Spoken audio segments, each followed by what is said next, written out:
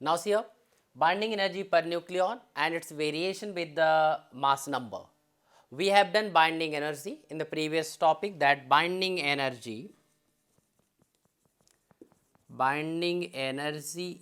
E is equal to delta mc square. If you divide this energy by mass number, you will be getting binding energy per nucleon. So, that is binding energy per nucleon is equal to E upon A. So, E upon A, that is binding energy divided by mass number, is binding energy per nucleon. And now see, this binding energy per nucleon is measured in mega electron volt, and that I have taken on the y axis, and on the x axis I have taken here mass numbers. Now see, look at the graph here. In this graph you will see, like hydrogen has got the mass number 2 here, which has got very less binding energy per nucleon, that is below the 2 mega electron volt. Similarly, hydrogen here, this is another isotopes of hydrogen atom, that is H3, has got also the binding energy per nucleon less than 4. If you keep on going up, you will see here all these elements who are like hydrogen, lithium, helium, nitrogen, carbon, all these elements have got the binding energy per nucleon low. But if you reach to the iron here, whose atomic mass number is 56, it has got very high binding energy per nucleon, that is 8.8 mega electron volt. So, in this graph you can see iron has the highest binding energy per nucleon. But if you go again away from this iron, you will find here again here uranium 238 has got the less binding energy per nucleon.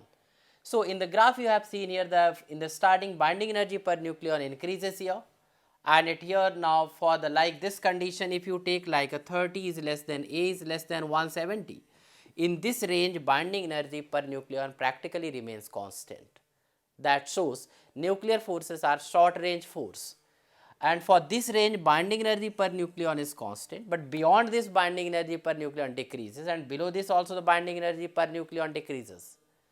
But see here one important point here, higher the binding energy per nucleon, more is the stability of the nucleus. It means the stability of the nucleus is defined by the binding energy per nucleon. So, like a uranium here, if you take uranium 238, which has got very high mass number and binding energy per nucleon less.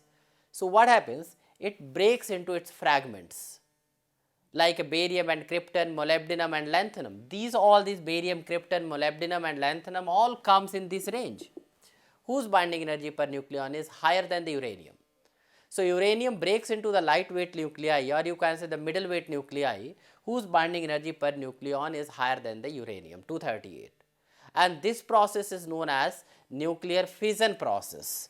So, nuclear fission is here when a heavy nucleus breaks into lightweight nuclei, and in this process large amount of energy is released. So, that is a type of the nuclear reaction. This is known as nuclear fission. Now, if you look at the lightweight nuclei here, like a hydrogen, these elements also have got very less binding energy per nucleon. So, these elements combine together to form the heavy nucleus like helium. In this process again their binding energy per nucleon increases, like helium has got the binding energy per nucleon more than this hydrogen. If you go to the carbon also, it is the larger than the helium. So, these lightweight nuclei combine together to form heavier nucleus whose binding energy per nucleon is larger, and they attain stability. And this process is known as nuclear fusion. So, lightweight nuclei take part in the nuclear fusion process. This is also another type of the nuclear reaction. In this process also tremendous amount of energy is released.